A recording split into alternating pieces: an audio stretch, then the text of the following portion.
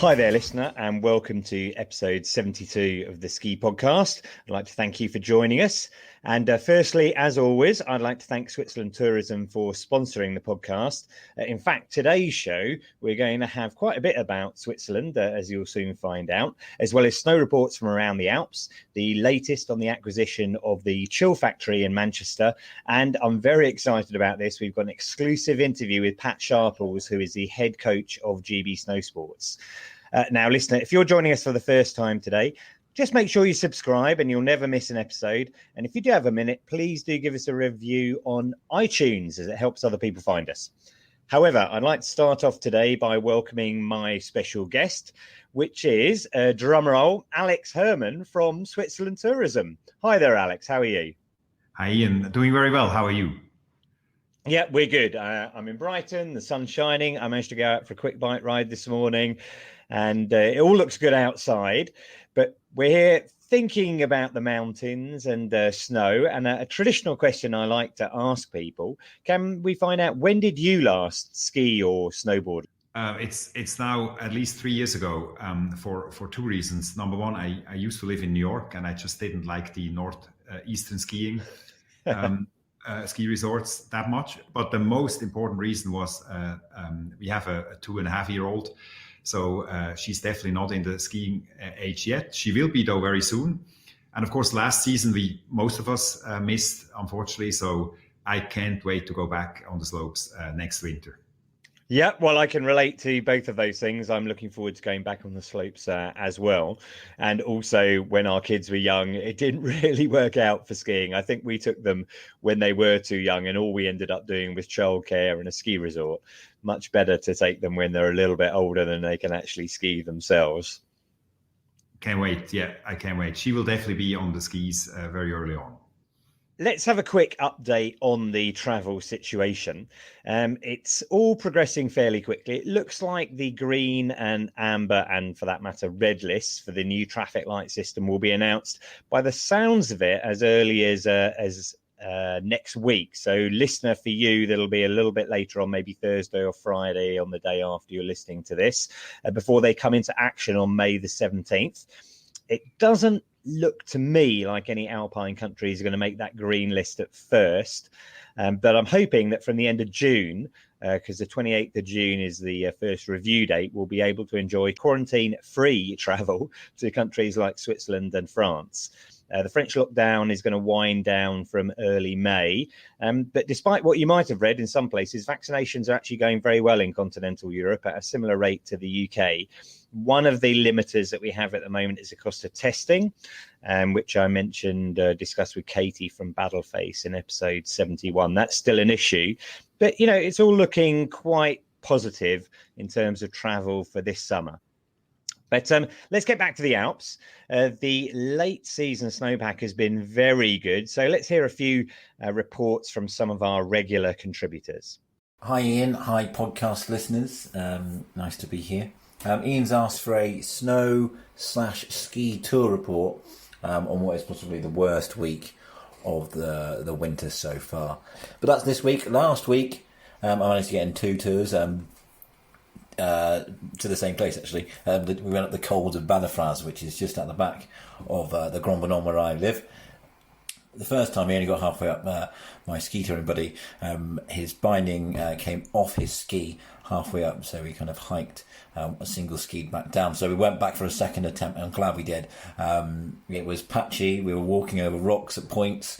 There were thin corridors of snow that we followed up. But once we got over about 1,800, maybe a bit lower, the snow was still pretty deep and very nice. We hiked up, got to the top, had a sandwich, chatted to some other people who may or may not have been outside of their 10-kilometre official COVID radius. But we had a nice chat, and then the ski down was super. It was really nice and slushy. And I think even after this rain, up high, there's quite a deep amount of snow and it could remain for a while. So if you want to go hiking, if you're in the area, you probably could, not just obviously where I am, but for the whole Alps. At the top, it was a great view. You could see a lot of snow from Mont Blanc all the way over to the Espace Kelly, all those high places. Loads of snow I could see. So, go touring. But, the last few weeks have been an adventure before that. There's been poor snow conditions. A lot of the time, it was cold. Not quite cold enough when the snow to fall. It'd be beautiful powder, but we did try, which was nice. But it's been quite hard underneath, building up to the week before last. So it's been more of an adventure than, the best skiing I've ever done. But, it's about the company, isn't it? It's about the beautiful views. And from where we are, we get stunning views on the back of the Aravis, down over Megève, up to the Massif of Mont Blanc, or over towards Switzerland. And the Port de Soleil area and Flaine, etc. So, great views for us. Compare that to the whole season, though. I think it's been non-stop powder days, I've got to be honest. I think if I looked at it, I've probably averaged between 3 and 4 ski tours a week, and some of those have been knee-deep. Face shots, big turns, I've improved.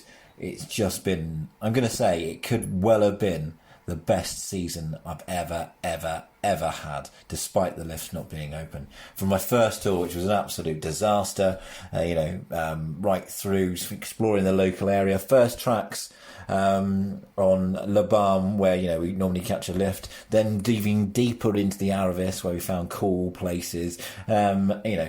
One day we did a big tour up Montbouet near Chamonix, 3,000 metre plus, massive. Half of that was in Incent. It was hot, it was sweaty, it took all day. I was exhausted.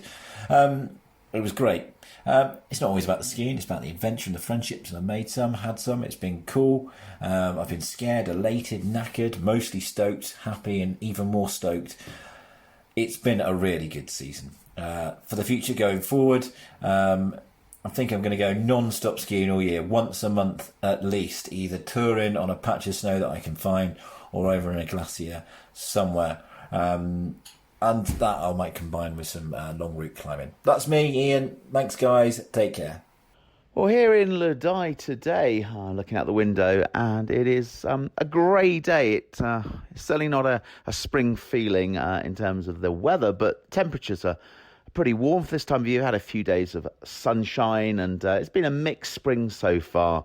As I look out the window, the odd person still touring up, has been the case all winter long, from one of the funicular in Le Dye all the way up mainly to the Folie area, or maybe as far as the Bellewaerde, or some people very adventurous over into Tignes via the Tovière Plateau. But generally speaking, not many people are still touring. The resort officially has stopped maintaining and securing the area for touring now, and especially now the snow's gone a bit monk, as they'd say. It's pretty miserable to be touring on a day like today, to be honest with you. But saying that, it's been a very, very busy season. I think a lot of people have discovered the passion for the mountains in a different way this winter through touring.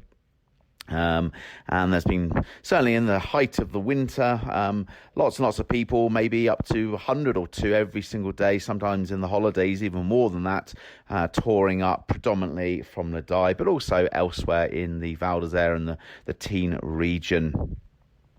So it is obviously the end of the season as the snow's receding and melting. It is still possible to ski if the lifts are open all the way down to the bottom of town. So the base is reasonably good. It's been an interesting display of lack of snow keeping this winter, coupled with the fact that people aren't taking snow off the mountain on their skis to see how long the snow will actually last into the spring. But it is lasting pretty well. So I foresee a really popular summer season from the point of view of skiing. And they've already started work up on the Val d'Isère Glacier to prepare it for opening in a few weeks' time. And on that point, they are talking the resort in future winters actually extending high level altitude skiing up at the Val d'Isère Glacier through right from the end of or traditional end of the season in early May here in the Espace-Killy in Val d'Isère through right until July and August, so you can ski all the way through up at high level without stopping in sort of May time. So the outlook for the summer is that the whole Savoie Mont Blanc region are pumping in millions and millions and millions to try and make it a very popular season for this summer, to try and recoup the massive losses from this winter. The resort has been devastated by effectively what will have been 2 years almost of complete lockdown by the time we hopefully get open in December 2021. So the resort are really ploughing as much as they possibly can into making the summer season as active as possible, whether it's advertising and promotion or actually events. Or obviously COVID secure events, but they're doing a lot of work on that front. The Pont Saint Charles, the road up to the Pont Saint Charles on the way up to the Col d'Isran is just déneiged as of this weekend, just gone. So you can drive up to the Pont Saint Charles and then go walking from there. The road from there up to the Col d'Isran will not be opening for a few more weeks yet because it's a lot more, several kilometres of déneiging that will take probably until mid-June to do that. General vibe in town is it is very, very, very, very quiet, very inter-season feel. And everybody's sort of conserving energy, funds, things like that to try and make the most of the summer, and optimistically, as much as possible, looking forward to a return to normality for next winter because boy, the resorts across the Alps certainly needs the tourism to return because obviously it is 100% linked to tourism economies like ours.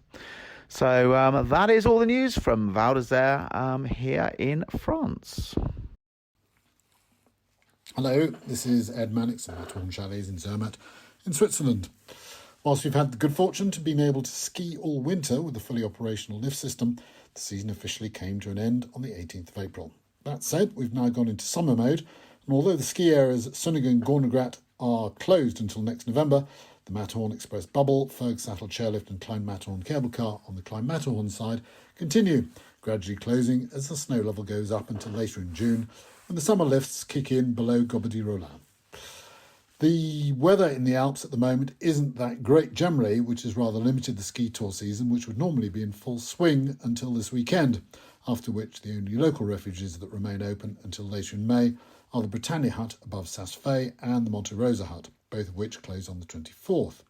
Apart from that, over in the Aletsch area, which backs onto the Jungfrau in the Bernese Oberland, there are ski tour options well into May with the late opening of the Concordia Hut, and especially the Hollandia Refuge, which doesn't close until the end of the month. Current snow conditions in the Klein Matterhorn ski area are good from the top station all the way down to Ferg, and although the run directly from there to Furry is still open, it's not particularly recommended, especially in the afternoon, and the same goes for the home piece from Furry to the village, which is skiable but not at all pleasant. The Weisserperle and Staffel runs from Schwarzsee to Furry are still open, as is the Staffel restaurant, which, under the latest relaxation of COVID measures, is now allowed to serve diners on the terrace. But given the current weather, I don't think they're doing much business. The Furry restaurant is also open for terrace service. Great. Well, that was really good to catch up with what's been going on. That was Jim in La Clusaz, Steve Angus in Val d'Isère, and Ed Mannix from Matterhorn Chalets in Zermatt. Now, I have with me just now Katy Dartford, who's been sending in her snow reports during the course of the season. Hi, Katy. How are you? Not too bad. Missing the snow now. Missing the snow, right? Well, Strava is probably my favourite social network. And this winter I haven't been able to do much ski touring myself, but I've been able to enjoy friends and watching them going up mountains and putting down lines all over the Alps. And I was particularly interested when I saw you were out in Switzerland a while ago for what looked like just an epic few days of ski touring. And, I wondered if you could tell us a bit more about it.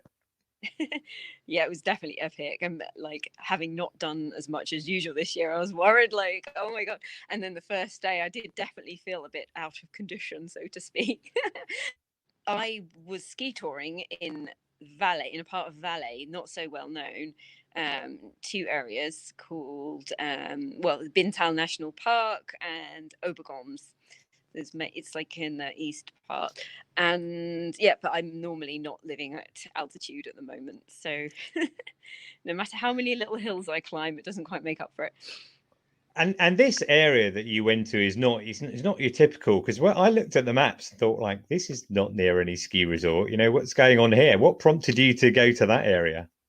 Well, I go to Valais quite a lot, but obviously there's many more familiar places like Verbier, and I've forgotten the name of it now, but there's so many places. Like, you come from Geneva, it's really easy to access from Geneva, right? But then you can go further into it, and there's places that one has never heard of. And I do like to go ski touring a couple of times a year to places not so well known. And I think especially now when so many things with the ski resorts shut, and I think people are more interested in learning about different ways to get on the mountains and different places to go, maybe that's not so packed full of tourists and things like that. It's just interesting to discover places. And actually, I mean, if you're a cross-country skier, you will know it very well, because it's like 100 kilometers worth of cross-country skiing coming from Obergons. It's very well known. Okay. And looking at the map, it looked to me as if you head along the it's the Rhone Valley there, isn't it? And so you're going through Sion and Sierre and Brig, which is your jumping point for Zermatt and Saas-Fee. And then it's a bit further than that, almost kind of, it's the last section of the Valais that you come to before it turns into whatever it turns into after that. So it's German speaking, that area.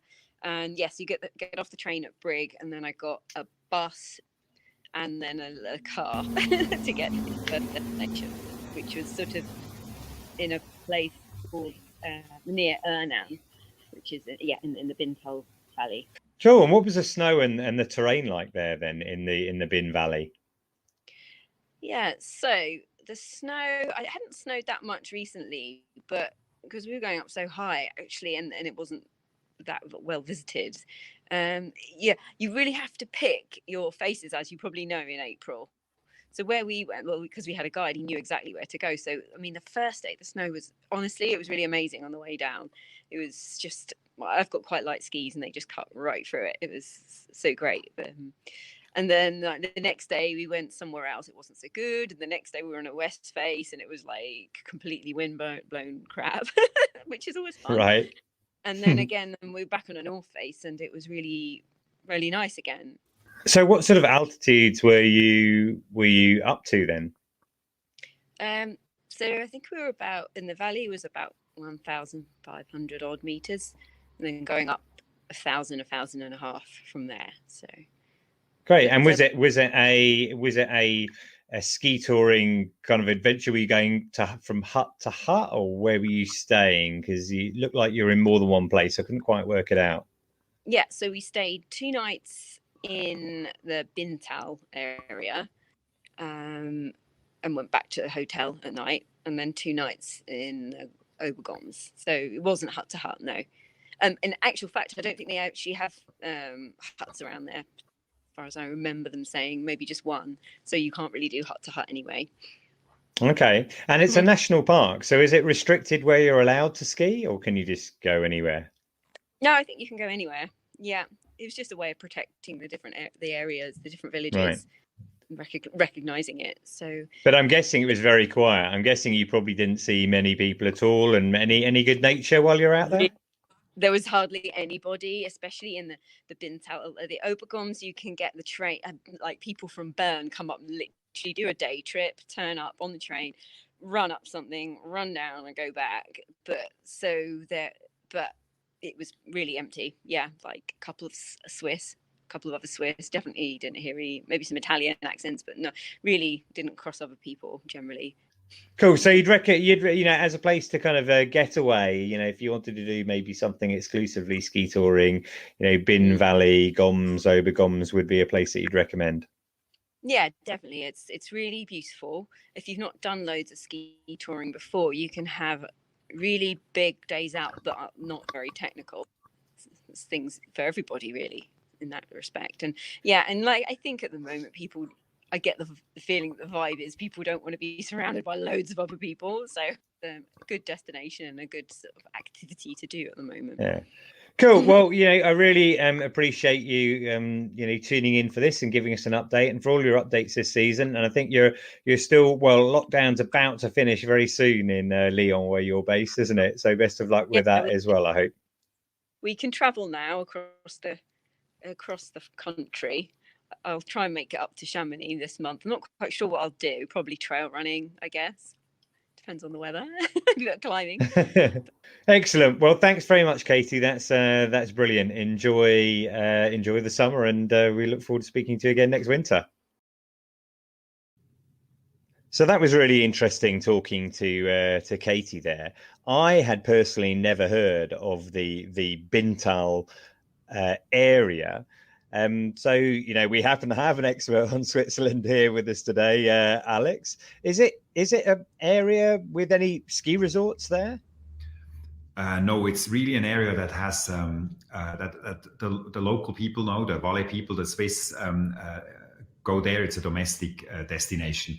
It's mostly well known for hiking in the summer and for ski touring in the winter. Great. Well, it sounds like an excellent place to get away from the crowds, and certainly Katy had a great time ski touring there. And it's really good to have you on the show, Alex. Not just because Switzerland Tourism has been such a great supporter of the podcast, but because Switzerland has really led the way this winter, keeping resorts open. And I think a lot of other countries have kind of looked with jealous eyes at Switzerland.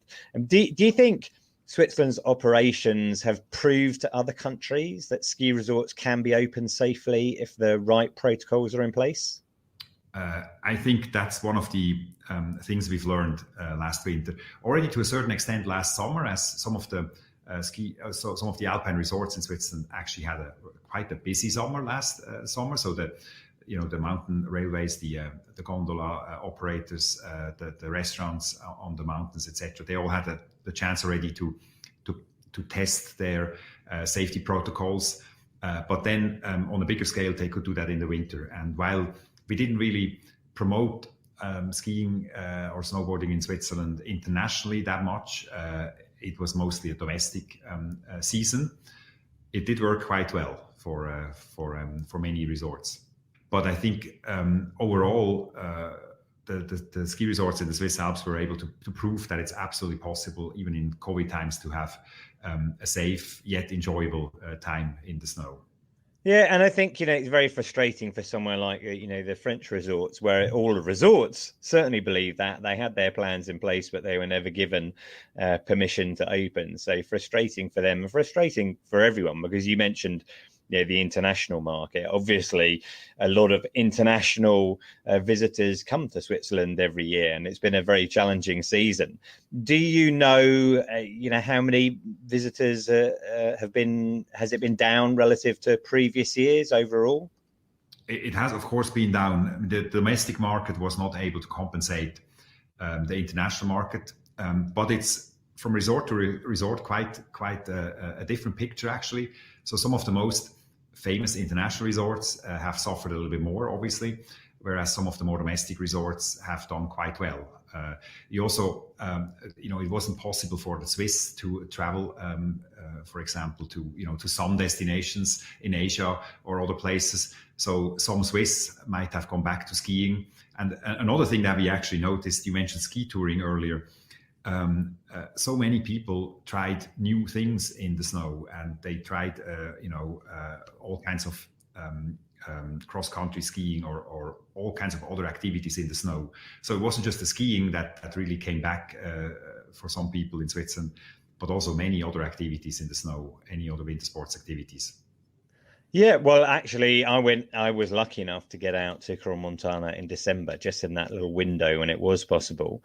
And I tried out cross-country skiing, which I probably wouldn't have done Otherwise, I mean, it just seemed like a fun thing to do. And, at the top of the glacier there's a great cross-country circuit. So it was good to do. But I've seen that, we've discussed this somewhere else. I think it might have been when I had a guest called Steffi Deichmann from Teen on the show. We talked about how French people have tried all these different activities that they wouldn't normally have done otherwise. People are much more perhaps inclined, and maybe will be more inclined in the future, to try things like snowshoeing or hiking, etc. In fact, our correspondent Charlie Rees was out in Engelberg and did snowshoeing out in Engelberg, and we had a little report on that in the previous podcast. So hopefully, that will encourage people to broaden their horizons a little bit. You mentioned the big international resorts like Zermatt and Verbier. Clearly, their numbers have been down. But I think I've seen some stats saying that, some of the smaller resorts have actually seen numbers increase this winter relative to normal winters because of that domestic market. Yeah, that's absolutely what happened. Also, because hotels were always allowed to be open, including the restaurants, but only for hotel guests. What happened was that a lot of the Swiss went away for a long weekend because all the restaurants had to close for a certain period of time, inside and outside. So people actually made it a weekend. They went skiing and they enjoyed the hotel with all the facilities, including the restaurant, which they wouldn't have been able to enjoy otherwise. So that was something we've seen, and that of course helped with some additional overnights in the resorts. Yeah, well, I mean, that's great news. And just to clarify, as far as Switzerland is concerned at the moment, my understanding is that it's in the stages of moving out of lockdown. There's certainly, once travel is allowed from the UK, there's no quarantine when you arrive into Switzerland anymore, is there? Yeah, there's no longer quarantine. That has been announced maybe 3-4 weeks ago or so. There's no longer quarantine for people arriving from the UK. So that is one less hurdle to take. Otherwise, with regards to what's open and what's not, it's pretty much the same situation as in the UK right now. Yeah, meaning that, you can eat outdoors in restaurants rather than indoors. But the obvious advantage is that you can be, in an alpine resort in Switzerland halfway up the mountain. In one of the mountain restaurants, sitting on a beautiful balcony overlooking, the Matterhorn or the Eiger or whatever it might be, having your meal at the same time, which is certainly quite appealing. And as you referred to the fact that Switzerland had the opportunity to practice last summer, I went out to Zermatt and Saas-Fee and skied out there last summer on the glaciers. And there will be that opportunity to, for those who are interested, to do glacier skiing this summer as well, certainly in those two destinations. So, I had such a great time on that trip, whether I was skiing or whether I was just hiking. Listener, I just recommend the Alps in summer are just so good.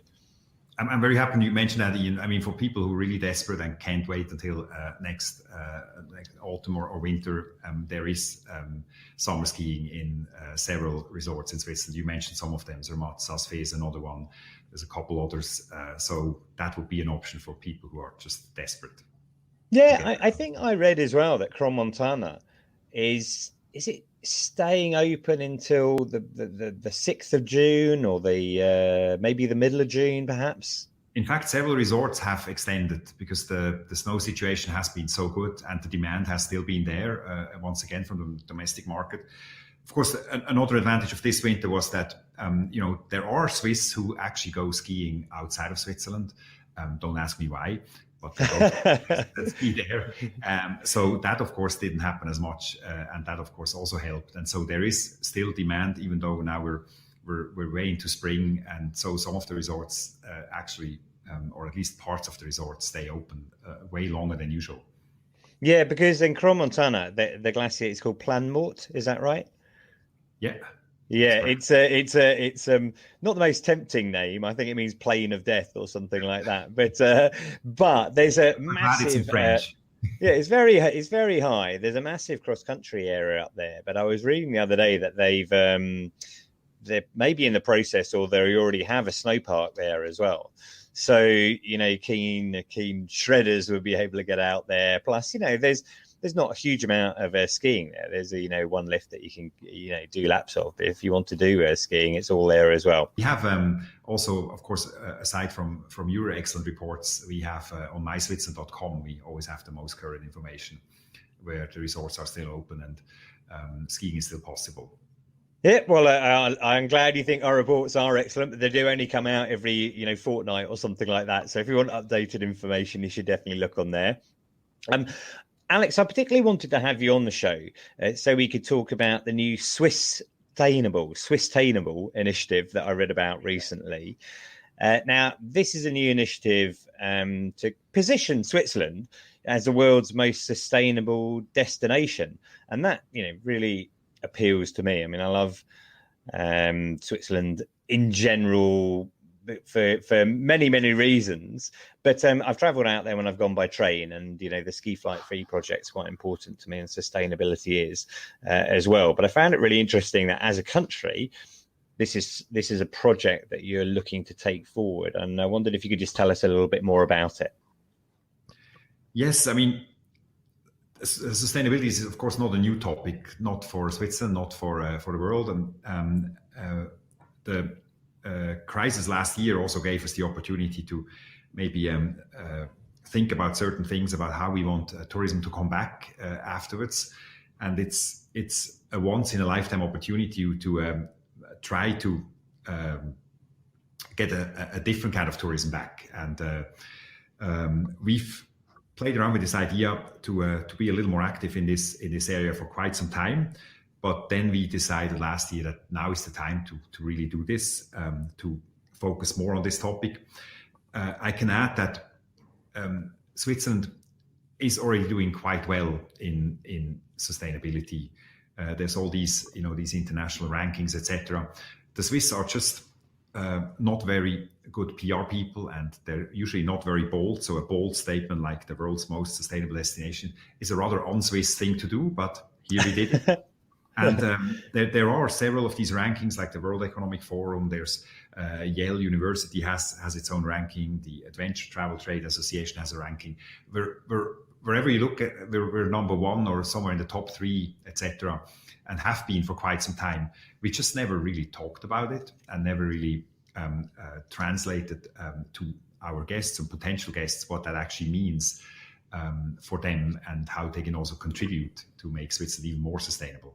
So now's the time. So we started this initiative. It's actually more than just a project. It's a strategy, an overarching strategy for the next several years, which will not just be included in our marketing, but more importantly, we take a leadership role in Switzerland as the destination organization, the tourism organization for Switzerland, and we try to pull along as many of the suppliers and destinations and all the other players in the tourism and travel industry in Switzerland with us. That's the main goal of this initiative slash strategy. Great. Well, I mean, having had a look at it, I can see it's very detailed. You're going to be looking to bring on partners, and then partners look like they have to kind of commit at different levels. You mentioned the timescale. What is a timescale? Because obviously, okay, great. The World Economic Forum, as you mentioned, ranked Switzerland number one in sustainability rankings already. But what's the timescale on this sort of project? This has no end date. This is going on definitely for the next 3-5 years more, as long as we need to do this to get everybody on board. We have these 3 levels, as you mentioned, to onboard all these players in the industry. We call level 1 is committed, level 2 is engaged, and level 3 is then leading. And now we've kicked this off a few months ago. Announced this to the tourism industry in Switzerland, and already see a lot of interest. That's great. And with a project like this, what do you think represents success? I mean, we have several levels to that. We want to we want to be rated by our guests in Switzerland as a sustainable destination. So when we do these surveys that we do every few years, when we ask the guests, we will include questions to get some specific sustainability results. So do the guests actually see what's happening in Switzerland? Then we change the way how we measure overnights, for example. So we want to get away from as many arrivals as possible, but we want to have longer stays. So we change some of the way we measure data that is already there. So it will be more important for us to have longer stays. We will specifically try to measure that. We look into how people arrive in Switzerland. Does the percentage of public transportation, rail, for example, increase? So we have a whole indicator system that we're building where we measure the individual parts of this. But of course, one of the key measurement factors in here is also how well are we doing in getting all these partners in Switzerland on board, from the destinations to the mountain resorts to the hotels to any other player that is involved in the hospitality industry. I mean, it's great, and I think it's very clear that the only way to kind of make these initiatives work is to kind of drive it forward with a single body, taking everything along. But it seems to me that it's a complete win-win situation, because sustainability is evidently good for the planet, and it can benefit Switzerland as well. And you mentioned the trains. When I've been out to Switzerland on all of my last trips, I've gone out by train, and certainly within Switzerland, the train travel is so good that there isn't any other reason to travel any other way. I think the only bit I didn't was Saas-Fee, when there's no station in resort. The final bit of it had to be by bus. But otherwise the trains are good. The air is so clear. When I went out to the Valsana Hotel in Arosa, which, prides itself on its sustainability, but it's not the only place where they're really focusing on buying local and having local products, etc. In fact, I was reading about a new restaurant in Zermatt the other day, which is called Potato, which sounds quite... I had a look at the menu. I thought, well, no, but it's not all potatoes. It just happens to be featuring some of that. But one of their key things is that everything is sourced from a maximum of 50 kilometers from the restaurant itself. So all of those reasons kind of underline, I think, the sustainability that Switzerland's trying to do. And I wish you all the best with the Swisstainable project itself. So thank you very much for your time there, Alex. And I know I'm looking forward to getting out to that Switzerland snow as soon as I can. But for those of you UK listeners who are stuck in the UK, it's actually possible to ski on snow again, albeit indoors. And since the April the 12th, the UK snow domes have been open again. And there's big news in this sector, and that is that the ski centre in Hemel Hempstead has bought Chill Factore in Manchester. Chill Factore is actually the longest slope in the UK. And regular listeners will remember we had Iain Brown, the MD of the Snow Centre, on the show in episode 67. He was telling us how they got through the last year. He didn't give me the exclusive at the time that they were working on this acquisition, but I did catch up with him last week to find out a little bit more about it. I'm delighted to be joined today by Iain Brown, who regular listeners will have heard in episode 67. He is the managing director of the Snow Centre. And as of very recently, he's also managing director of Chill Factore, the indoor snow slope in Manchester as well. Hi, Iain. How are you? Yeah, I'm good, Iain. Nice to be here. How are you? Yeah, good. Now, I'm slightly disappointed that when I spoke to you in episode 67 back at the end of January, you didn't give me an exclusive there about getting the Chill Factore. How did that whole thing come about? Because actually in that interview, you did say that the Swindon development wasn't going to be going ahead. So this really segues really nicely into that, something that didn't happen. And then this acquisition of Chill Factore has happened. Well, we had some tentative discussions with them probably October, November time, which didn't lead to anything, where there was a suggestion this may be an opportunity, but it didn't lead anywhere. Then I think over the Christmas period, they decided that they were going to put the business formally up to sale, and that sort of came to market early January. So at that point, we've known this business for many, many years. Obviously, there's not many of us in the sector. I've had a great relationship with Morwena, the CEO there, and with Nick Phillips, the CEO at Snowzone. We probably meet 3 or 4 times a year, either by phone or more recently by Teams and Zoom, and chew the fat on the industry, because we're so unique in what we do. We sort of share ideas and things. anyway, so we knew quite a bit about this, and then it formally came to market. So in the first instance, it was a case of going to my shareholders and saying, look, I honestly think this is a no-brainer.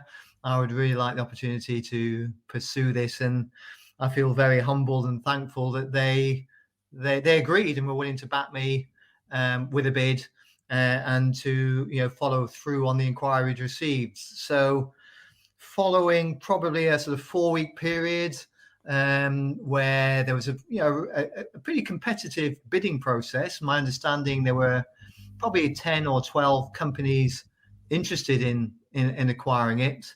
Right. My understanding is we were the only ones from the UK snowsports industry in there, but I know there was private equity companies from the UK, from Europe, and from America. And can I ask, was this purely to buy the snow slope? Because there's rather like a lot of the indoor facilities, there's a whole bunch of other things going on in the same venue.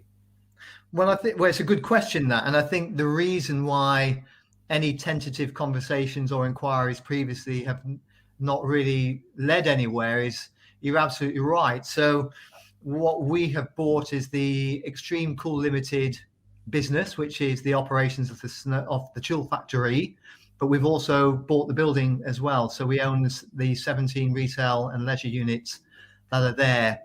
And there's quite a convoluted history to the ownership of that site. So there's a bit of unwinding to be done there, and who owns what, and their expectations on the splits, if you like, at the end of the sale. So I think that's why it took a while to get together. But yeah, it's something I've never done before. I'm now a property tycoon, and we're seeing a number of tenants. Your specialism obviously is running an indoor snow slope, and obviously the timing is great, because I think I'm right in saying that both slopes have opened this week for the first time this year, which is great news. How's it been? How have they been? Have they been busy? Packed, and I put that in the context of limited capacity. So, both centres are running very similarly. We're running on around 50% capacity in terms of the main slopes for skiing and snowboarding. There's some children's lessons happening, and there's private sort of family bubble lessons. The big opportunity is 17th of May, which is the next stage of the restrictions being lifted, where the lodge can reopen in at the snow centre in terms of the bar offering, and we'll be able to offer the adult group lessons again from that date. And and they're very popular, so we're very keen to get that back. And then we hope 21st of June, we go to the next stage. Albeit, I do think the headline may well be that restrictions are lifted, but I sense distancing, hygiene, cleanliness, wearing of masks may remain for quite a long time to come. So I think we will still continue to operate in best practice for our guests going forward. Yeah, sure. But for people actually using the slopes, the great thing is that for a lot of British people had no opportunity to ski on snow for over a year, and they can now go to your slopes and actually do that. And I think I'm right in saying that Chill Factore has the longest indoor snow slope in the UK. Is that correct? Yeah, it does. I was out on there a couple of days ago. Actually, a few of us had a cheeky little ski to help with the opening, and it's 180 meters long.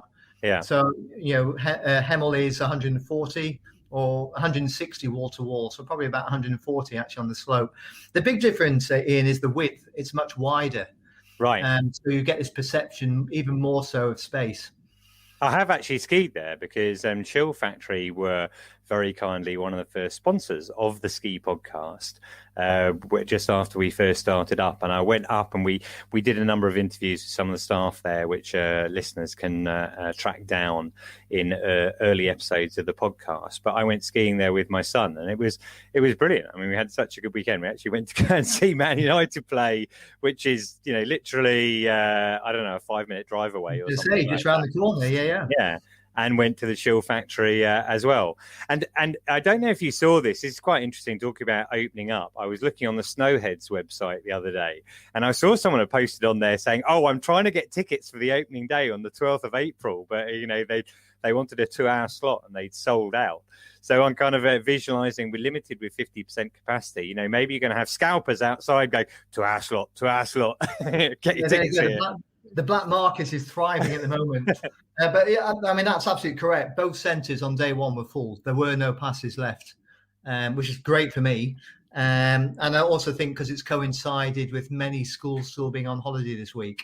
Yes. I know some have gone back, but many are still off this week. So clearly that's just meant that, families and parents and kids who've missed their winter season have been very quick to try and get their ski legs back in shape. Yeah, well, I mean, that's brilliant news. And I'm thinking that if you're saying 50% capacity, then still, from your point of view, it's worth opening, but it's still hard to kind of make the type of money that you would normally earn. But hopefully when we go past 17 May and then 21 June, that will change around. So I would like to recommend to our listeners, they want to get some skiing in, pop along to the Snow Centre in Hemel Hempstead or Chill Factory up in Manchester. And Iain, best of luck with the group. Is there a name for the group? No. It will still remain as Chill Factory. We've no plans to change that, and Snow Centre will continue to thrive in Hemel as well. Yeah. Okay. Well, best of luck with the two projects, and I look forward to hopefully coming to join you at one of them soon. And thanks for giving us your time today. You're welcome. Thank you very much. So that was interesting. I've been to both Hemel Hempstead and Chill Factory, and it's not as good as being in a ski resort, that's for sure. But British skiers have been starved of snow in the last year, so why not get along to one of the UK's snow domes this summer? And by the way, regular listener Johnny G, he dropped me an email suggesting a tour of the UK's snow domes. Now that is tempting, Johnny. So watch your space. I'll see if there's any way of lining that up. Now we come to my exclusive interview with Pat Sharples. Pat is the head coach of GB Snowsport, so that's all of the park and pipe skiers and snowboarders. And Pat's been involved in freestyle snow sports since it began, since it was first kind of created, really. And I've known him for 20 years or so, and I was lucky enough to catch up with him last week. So I'm just going to play a little snippet of that interview now, and then I'll release the full interview as a podcast special soon. The Grom camps, actually, it was my now wife Vanessa who saw me working at the free ski camps and saying, you are very good at doing this. You are managing it. You are you're doing a lot of the organization side. You're picking talent. You're working with ski companies to show them who the new future stars are. So why don't we set up our own free ski camps within the UK around all the dry slopes and the indoor centres? And at the time, there was lots of stuff going on in the ski industry. We had the AIM series, which was now the British Ski Tour, run by Spencer Claridge and Stu Brass. And there was more kids getting involved in it. I came up with this idea about the free ski Grom camps to Solomon, and they loved it. They really did. And they wanted to fully run with this. They were massively into free skiing at the time. I think they had about 7 or 8 different free ride twin tip models at the time. They were very well invested in this. And at the same time, they'd given me the job as team manager for Solomon as well. So I was now in charge of sponsoring the up and coming kids, looking for new talent, marketing side of it all. And Oakley did the same as well. So it was both at the same time. So I could take both on because they weren't in competition with each other. Oakley was goggles and glasses. Solomon was the hardware equipment. And he just lapped over really well. And the other thing then, I wasn't that bothered about going for the athletes who were the best sort of superstars within free skiing on the UK scene. I almost had this vision of wanting to find the next talent and helping mentor them and let them naturally become the next big thing. And Solomon, again, trusted me to do this, where, that was a bold move on their side, because normally companies like that just want the top dog. And I didn't go that direction. I wanted to pick my own team. And the first skier that I sponsored was a 12-year-old James Woodsy Woods. Yeah, I love it. I love that, because we did quite a few things together back then. And I mean, so many kids went through those Grom camps, And it must be extra special, to see some of them ending up representing, Great Britain. And in fact, there was one event that we ran as natives at the Birmingham Ski Show back in 2007. And I called it the New Breed, and you were the MC, and you dealt with whoever was going to be called into it. It was just a tiny little quarter pipe, and, it's just not much to do on it, but it was so new and it was something different. And the holiday makers, the people who were there, they just loved watching all these moves. They've just seen people doing aerials for years, which I'm not saying, like Lloyd Wallace and people like that. It's amazing, but just to see something a little bit different. And I love watching the crowd enjoying it. And fortunately, I actually recorded a few things from that time, and I managed to find one of them on YouTube yesterday. And it's an interview with you and a 10-year-old and 11-year-old that you'd invited along for the second day. You wanted them to come along and just to, ride that ramp in front of everyone to demo those skills. And they were Katie Summerhayes and Tyler Harding, who are both now in your free ski squad at GB Snowsports. And I think, you must feel like a proud dad a lot of the time. that explains it exactly how it is, Iain. Yeah, a proud dad. They're my extended family, those guys. And like obviously Katie Summerhayes, her sister Molly Summerhayes, Tyler, so many of the kids, obviously Woodsy, but then we've got the likes of Pete Spate. There was James and Rob Machen. So many of these guys have gone through to then not only do incredibly well on the world circuit, but represent GB at the Olympics. Many of them have won medals at World Championships, World Juniors, World Cups. It's been incredible. And I think, somebody had told me, back in the days when we were at Rosendale Ski Slope, when we were running the Groms, that this is where it would end up. I would have never, ever believed them. Like, our sport wasn't even in the Olympics then. It wasn't even a thing. It just was not on our radar. So the whole journey has just been incredible. Yeah, I mean, it was amazing. It first really sunk into me. I went along to an event which I think was called Natural Born Riders up at Sheffield Ski Village. And I think the Extreme Channel, I can't exactly remember who the sponsor was.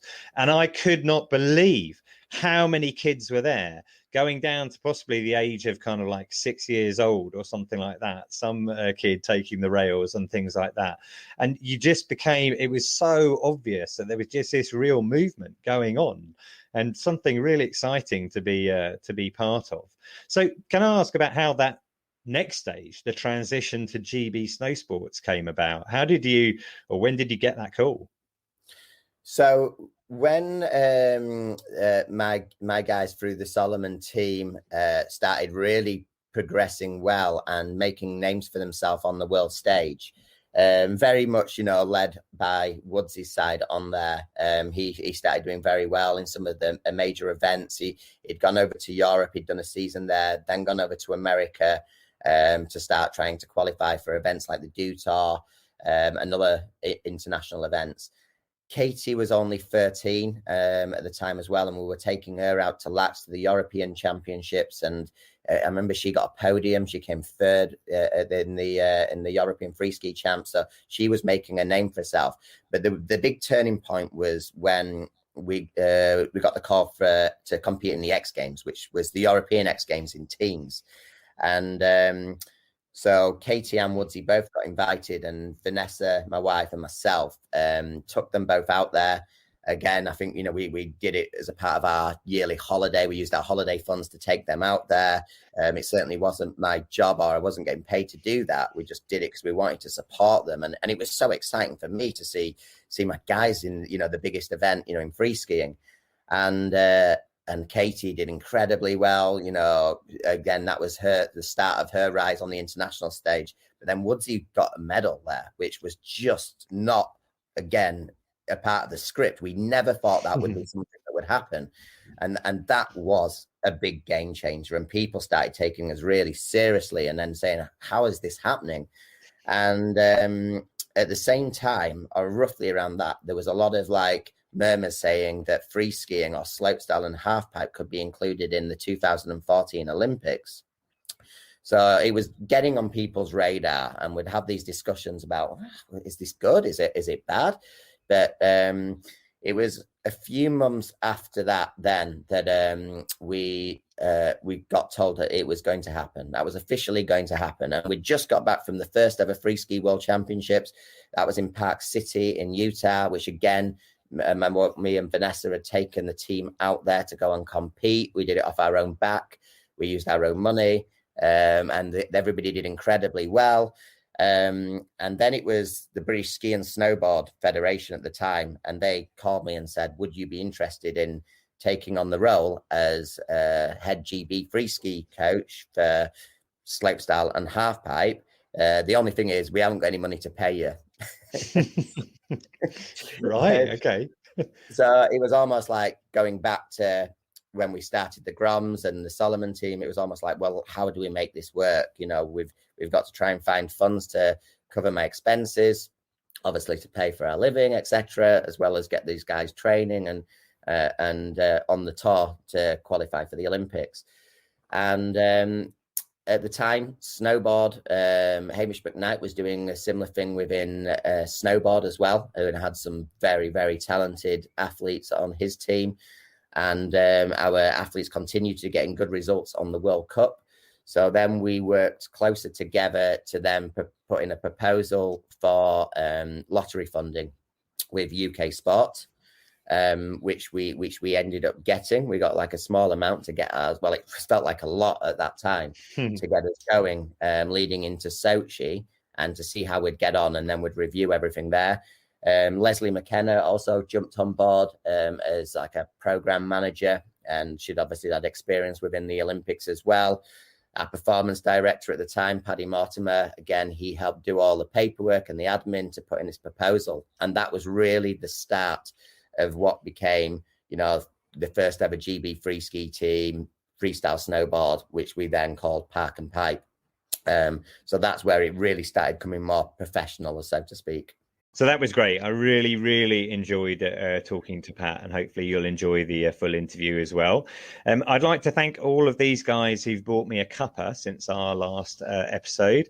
Nicole Clark, she said, the podcast just keeps getting better and better. Thank you for all your hard work. And that's very kind of you, Nicole. And if I recall correctly, you're in Australia. So hopefully we'll have a feature about Australia and New Zealand skiing soon. I'd also like to thank Paul Findlay and Michael Greenland, Susie Jones, who said just listening to the podcast makes you feel in touch. So when we're lucky enough to go back, it won't feel as alien. Thank you. So thank you, Susie, for that. And Johnny Goldsborough said, thanks for getting us through the winter. Michael Gold says, the podcast is something that I look forward to and appreciate the work you put into it. That's very kind of you, Michael. And another Michael, whose surname I'm not quite sure of, said, great podcast. Can't wait to return to Chamonix someday. Me as well, Michael. So if you enjoy the ski podcast, you can buy me a coffee if you want to, or a cup of tea is what I would claim, at buymeacoffee.com/the ski podcast. And don't forget, if you'd like some Ski Podcast stickers for your helmet or skis or phone, just email the skipodcast@gmail.com with your address, and we'll post some out to you for free. Also for free, the National Snow Show. Regular listeners will remember we interviewed Stephen Morgan a while back. Put a link to that one in the show notes. You can get a free ticket for the Snow Show, which is going on at the Birmingham NEC in October. Just use the code SNOWSKIPODCAST and you can get a free ticket for that. But for now, you can follow me at Skipedia, and you can follow the show at the Ski Podcast, and we're on Instagram now as well. And I'd like to thank my very special guest today, Alex Herrman. Thank you very much, Alex, for joining us. Thank you so much for having me, Iain. It's been a great pleasure. And thank you for all the work you do and your support to the skiing community here in the UK and beyond. Well, it's a pleasure. You know, I genuinely love Switzerland. I'm really looking forward to going out there again, hopefully this summer for some trail running if everything works out with travel. So thanks to Switzerland Tourism for their support. And finally, thank you, listener, for sharing this time with us. So until next time, goodbye.